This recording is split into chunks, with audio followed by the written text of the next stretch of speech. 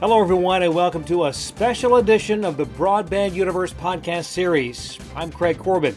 In this episode, we'll look back at conversations with a wide variety of guests that took place during 2022 in our year in review.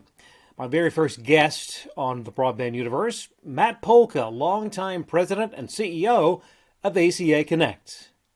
Since 1993, actually, when we first started, really out of necessity. I was a lawyer and general counsel for a smaller cable company way back in 1993, and Congress had re-regulated our business from a cable television perspective, reimposing rate regulation, and we realized that a company like mine, as well as other smaller operators all across the country, we didn't really have a voice. Nobody was looking out for the unique interests of our members, and so we created an association which was known then as the Small Cable Business Association, and over the years we changed to the American Cable Association, and now ACA Connect's America's Communications Association, and we're a group of 600 smaller independent broadband, phone, and video providers. We're in every state, small markets, rural, remote areas all across the country, and we work on behalf of our members in Washington as their advocate. We also learned about a new way to streamline the video streaming experience with MyBundle.tv CEO Jason Cohen. You know, before starting this, I was in the financial investing world, researching and investing in the media and telecom industries. And as it became clearer and clearer that this big, I call the streaming revolution, was happening, the one thing that kind of always stuck at me as I was doing that research and investing was, man, this is complicated, right? It's complicated to figure out how to cut the cord, what streaming services to use. And so as I would sit there, I'd say, hey, you know what? Somebody really needs to bring the technology that helped travel, that helped retail, and bring this online, bring it all together. And eventually I said, why not me? Why not us? And so I started my bundle with my brother, Danny, who's the tech whiz of it all. And we basically embarked on our mission really is to make streaming simpler. In another visit, Brian Snyder, CEO of Lit Communities, shared an update on a number of projects, including their work with Medina Fiber. Every single day we're getting anywhere between 14 to 20 new installs scheduled. The local support around the market's been awesome. So yeah, the Medina County and the Medina County Fiber Network partnership with us has been rocking and rolling like we always thought it would be. Absolutely. David Corrado and his phenomenal team there doing a great job. And for those that might not be familiar of what Medina County had done to create their network, give us sort of the background on how that all came about. Yeah, so actually the county, they started looking at this almost 20 years ago, to give them credit. And they asked the hard questions of how can the county do this? How can we bring connectivity to not only businesses but residents too? And so they started behind great political leadership. Bethany Dentler, the executive director of the economic development group there, I cannot say enough good things about her. She is one of the most driven individuals I've ever met, and between her and Dave, they were like a great superhero team. And they built out an open access network in 2013 that serves businesses. It's made a huge economic impact in Medina, bringing larger businesses to the county. And they have 14 providers on the network, 151 miles. It was, I guess, 5 years ago then that we started meeting them. And that's at the same time they were trying to find a fiber to the home partner. And so the timing was great, and they were the reasons we create. They're the market why we created Lit Communities and immediately Medina Fiber. Sci-Fi Network's CEO Ben Bautry-Jobson talked about the Fiber City project in Mesa, Arizona. Yes, certainly. So, delighted with the progress we've made there. Arizona's an incredible state. We've been very heavily focused on California and Illinois, Massachusetts, New York, these other states, and we've been working really hard to find the best way into starting deployments in Arizona. And so we've been working with Mesa for well over a year in developing the best way and means for us to start deploying in the city.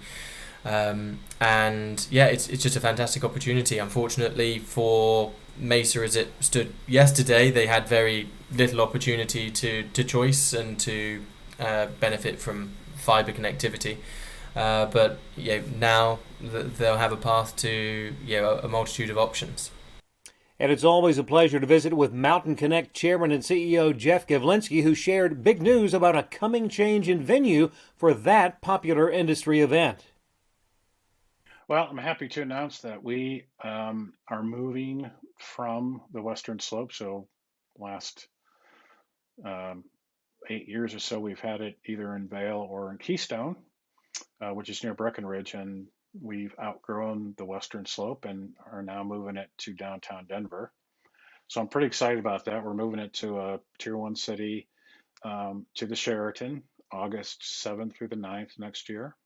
So we're moving it to August from May because I think, in 2021 we had it in August. We were in that really nice window where we had a break from COVID. Right. But feedback from everybody was that was a very good time of the year to have it. So we're moving it to August. Very excited about this. It's going to open up a lot of other opportunities for the conference. Previews and reviews of other broadband industry conferences highlighted my Broadband Universe conversations during 2022, including a look back at the Fiber Broadband Association's premier event, Fiber Connect, with J.J. Jones and Ron Fry. Nashville was good to the Fiber Broadband Association once again. It's always been a great location.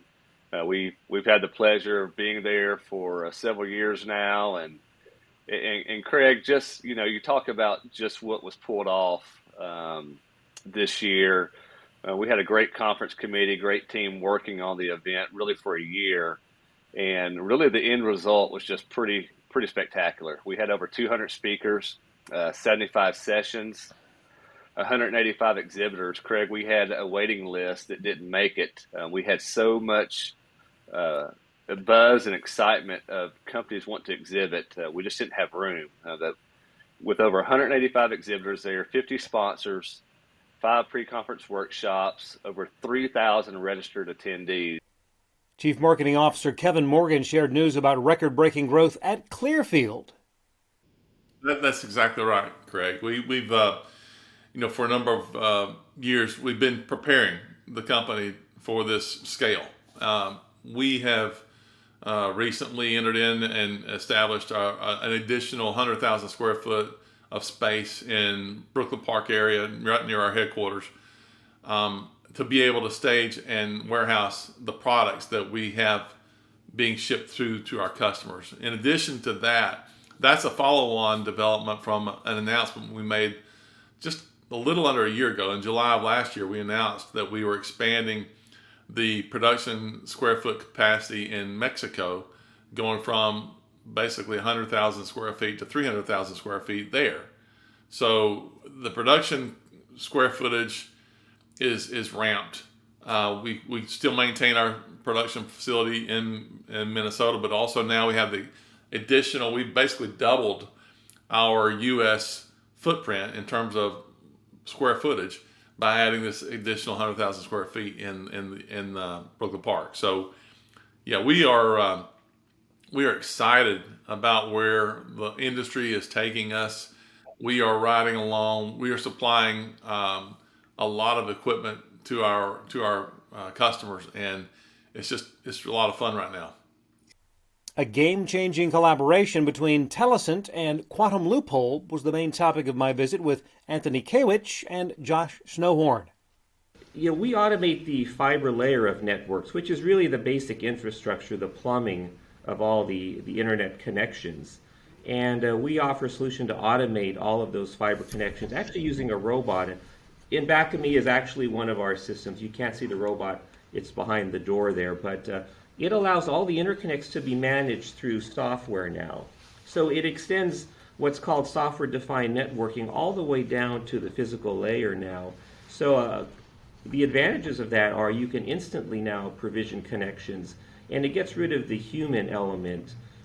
Because it's done manually today, anytime a person makes these connections, oftentimes the records are incorrect. So one of the big benefits of having a robot is everything is recorded exactly the way it is. So the inventory records are absolutely correct, and also things can be done instantly.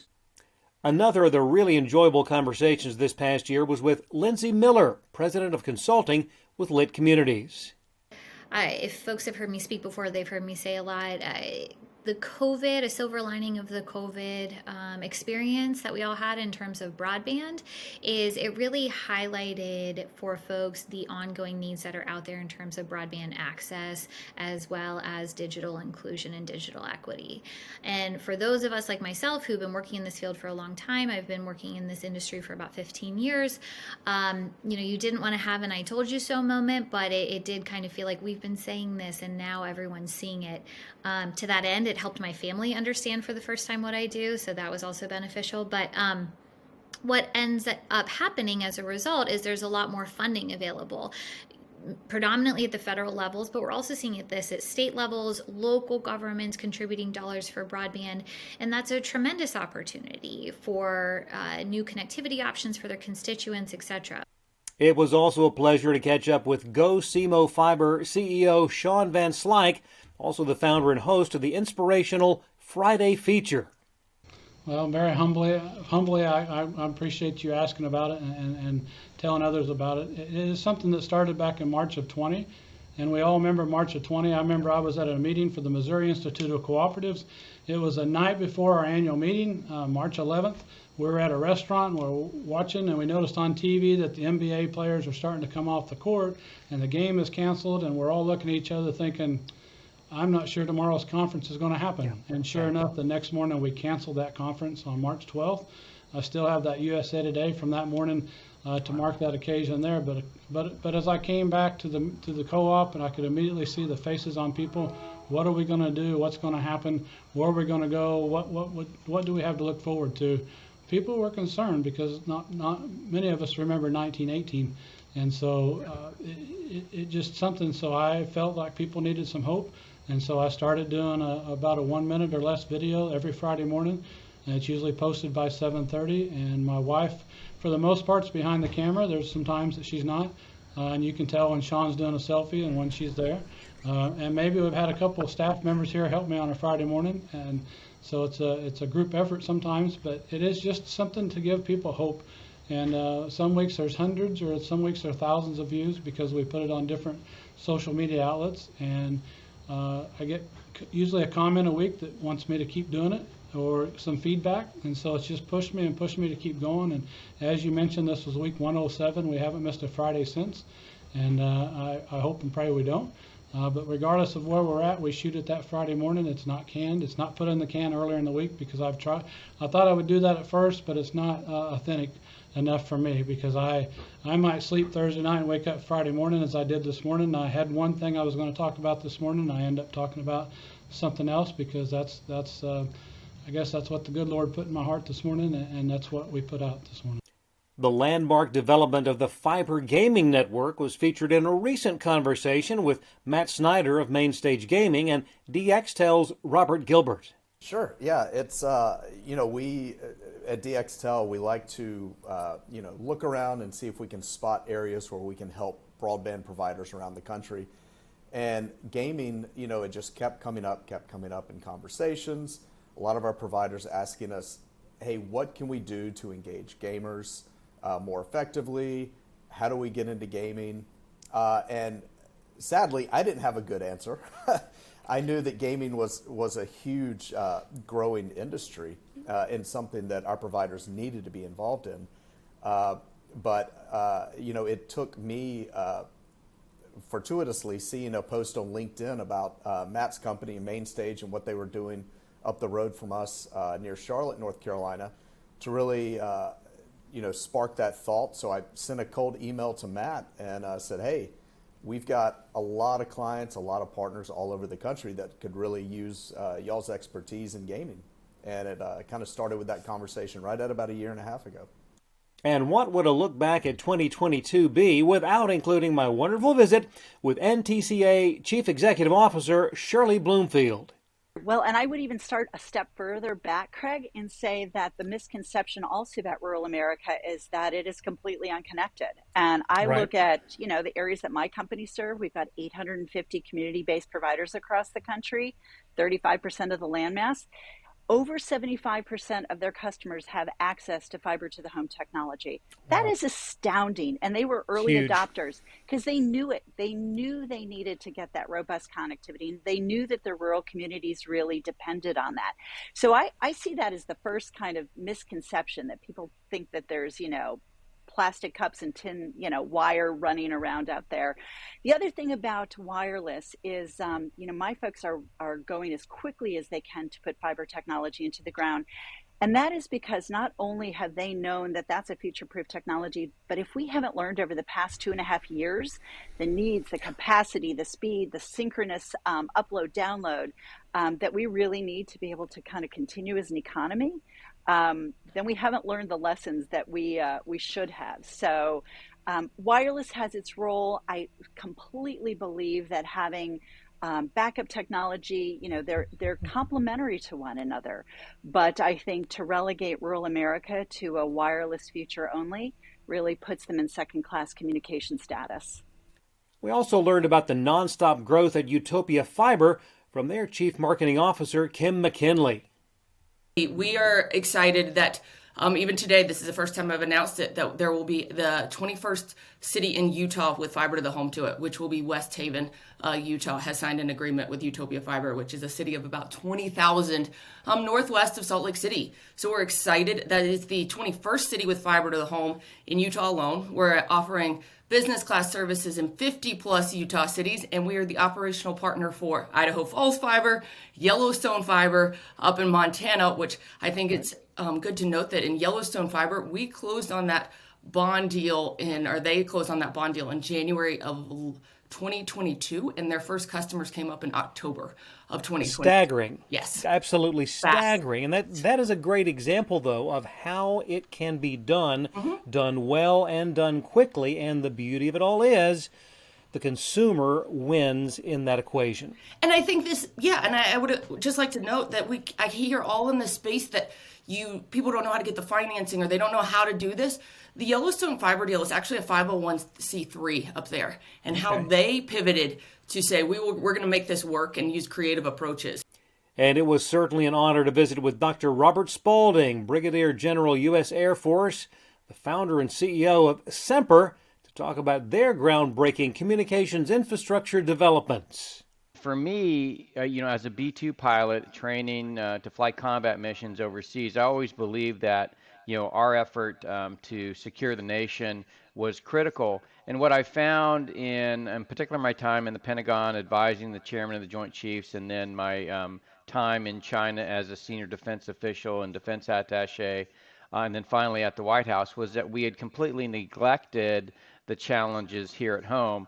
And so for me, data and certainly infrastructure that carries that data within our own country.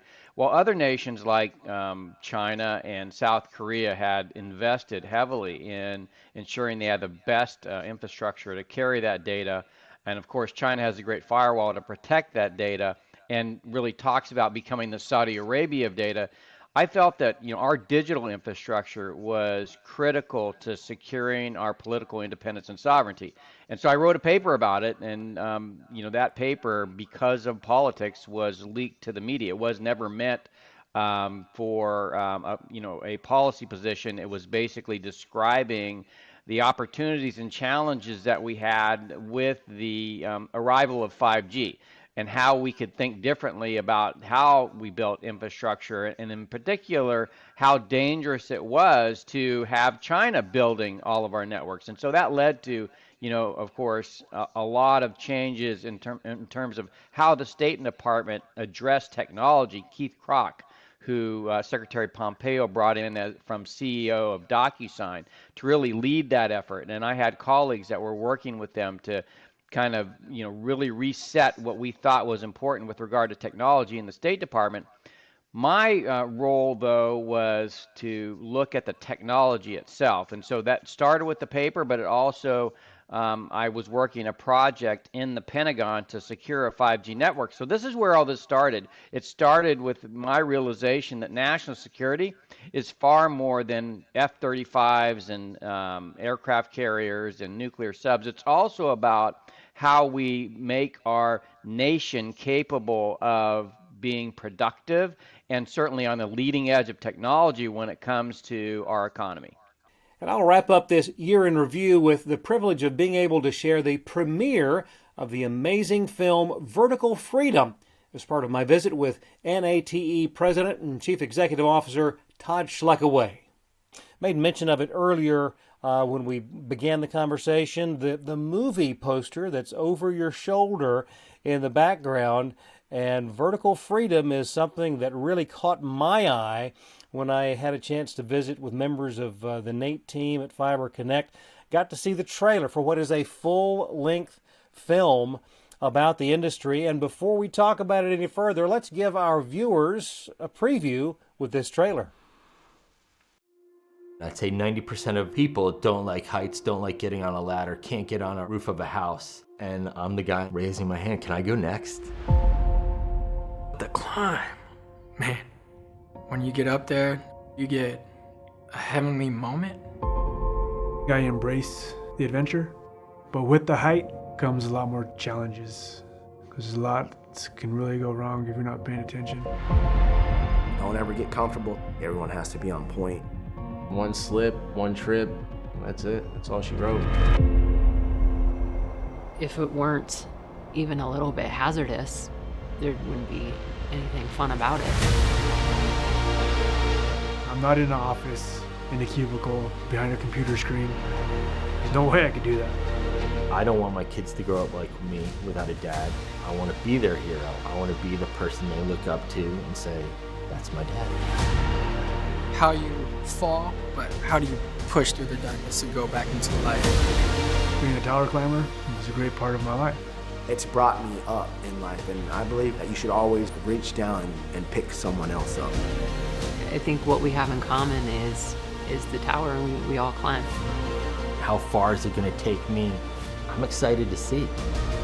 If we don't have these towers up, there's no signal and there's no connection with each other. What I get to do is definitely beyond. I'm performing my job for the world.